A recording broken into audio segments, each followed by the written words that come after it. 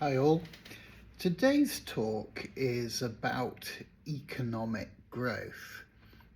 This is something you hear on the news from time to time, and a number is given, and if the number is going up, you know, that's okay. If the number's going down, that's a call to action. Predictions in economics are notoriously difficult to do. For one thing, you're trying to predict the future, which is inherently uncertain. Now, the cynics might say that because of the influence of propaganda, the past is actually more uncertain than the future. Um, um, but there is a problem with predictions, in that people look at predictions and say, well, it failed because it didn't predict this. And the most obvious prediction that's held up to failure is population exceeding mankind's ability to feed it. The work of Malthus just sounding the alarm, saying, well, population increases exponentially, and of course it continues to do so, but agricultural production increases arithmetically. And what that prediction was a call to action. And there was the most remarkable increase in productivity of agriculture since that prediction was made. So the predictions that economists make, they're meant to indicate the direction that things are going by looking at the statistics, and there's excellent statistics provided in convenient form by the House of Commons Library, who produce an overview of economic indicators, including GDP, which is our measure of the economy, and changes in GDP, so a measure of economic growth. GDP per capita, a measure of prosperity. In the UK, you have a GDP per capita of, in sterling to pound terms, about £40,000. In China, you have a GDP per capita of about $15,000, so £12,000-13,000. Principally because China has a large rural agricultural sector, which is one of its strengths and one of its stabilities, in so much as you can talk about stability in a sort of human affairs. There's always a direction that things are going in, and so GDP is pretty keenly watched. And one of the puzzles has been that after a period of very high productivity growth and very high increase in living standards, that European, in particular, GDP has now potters along at 1.5% per year. But it's important to bear in mind the underlying sort of productivity gain that represents.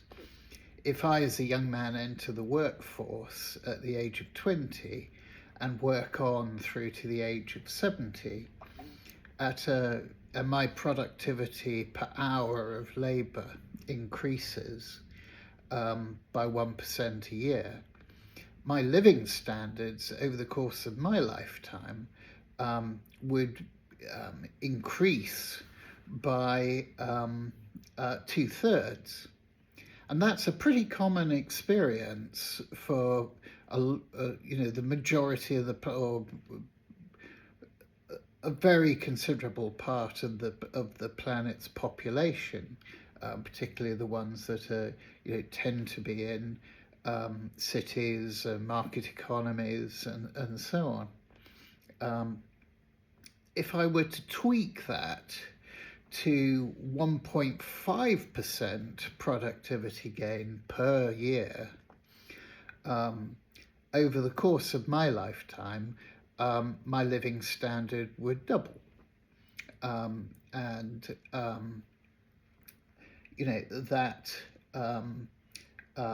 is obviously a desirable state of affairs. But this doesn't happen automatically. It happens as a combination of a great many factors. And one of the sort of case studies that we'll just have a look at, because it's easy to look out of the window and sort of see from your experience, is retailing in the UK. Now, if you think back to the 60s, the UK retail scene was, wouldn't have been unrecognizable to Adam Smith. He'd have seen the butcher, the baker, the brewer going about their business, supplying people with their meals, the fishmonger, and so on. So the 60s represented a pretty traditional sort of classic kind of retailing and high street, and also as a result of how we got to the 60s, there was also minimum retail prices set by firms, by producers, to regulate that market. And very much the thinking was, cost plus a profit, in it goes the market, minimum retail prices, and so on, a fairly sort of undynamic mentality. Did that change as the result of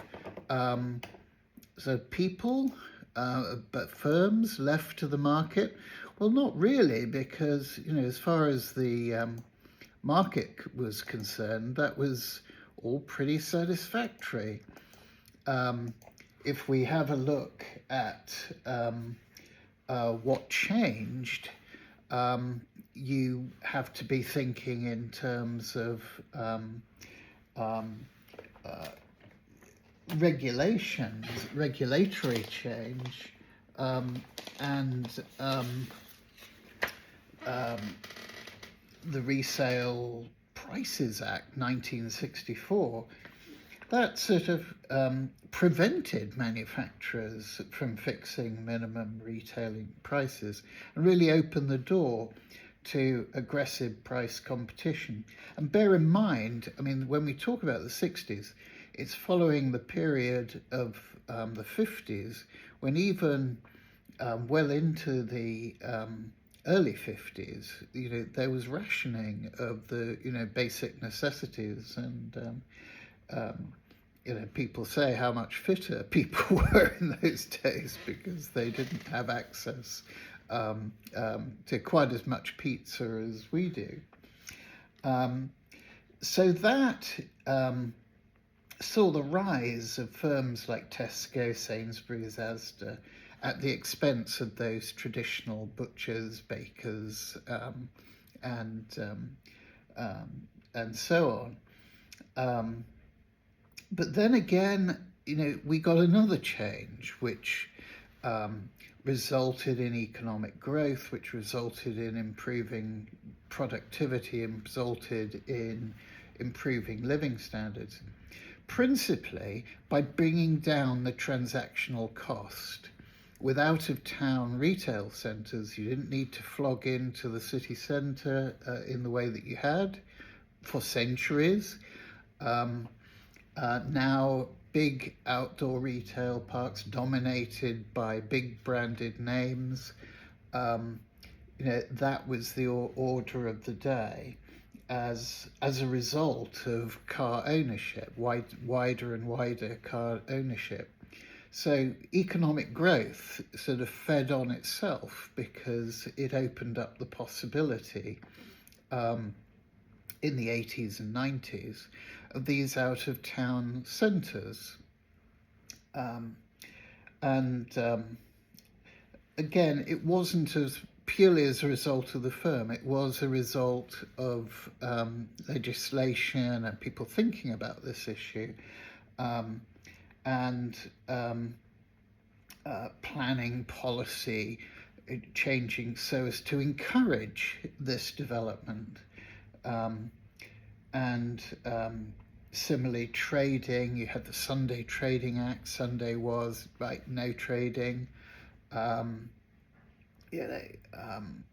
And suddenly you had that brought in, that no, Sunday, we've now, the weekly trading hours are expanded, we can bring the transaction costs down, and we can make this more efficient. Then in the 2000s, you got sort of the e-commerce disruption, and now online sales are about a quarter of retail sales. And you saw big changes in the high street. I mean, the high street didn't go away, but it changed. And, as I've said, you have this classic thing of working and leisure. Well, the high street was very much became more of a leisure destination, and people adopted, more of, coffee shops, barbers, and so on, could be found in the high street rather than, occupying the spaces that the big retailers and the banks had occupied before. That's almost a pretty classic reuse of high street property as a coffee shop. So those were what was going on, but that in turn, behind the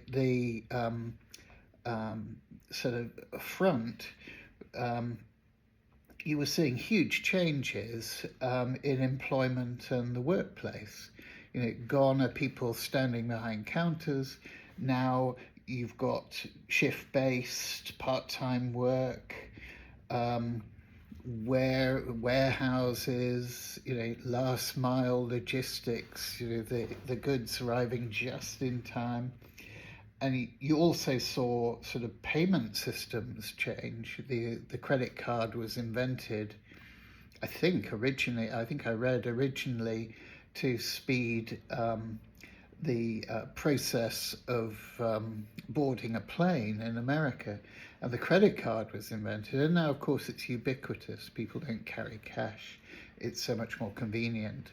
And again, the transaction costs tumble down. And we can talk about changes in lifestyle that goes with all this, change in the high street and change in retail, the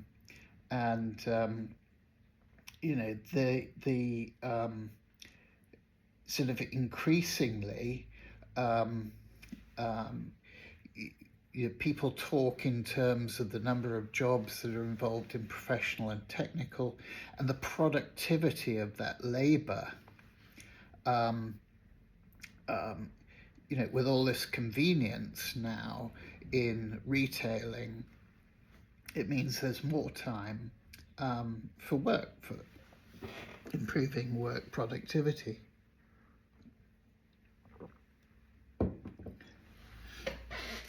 And people will spend more time in Zoom land,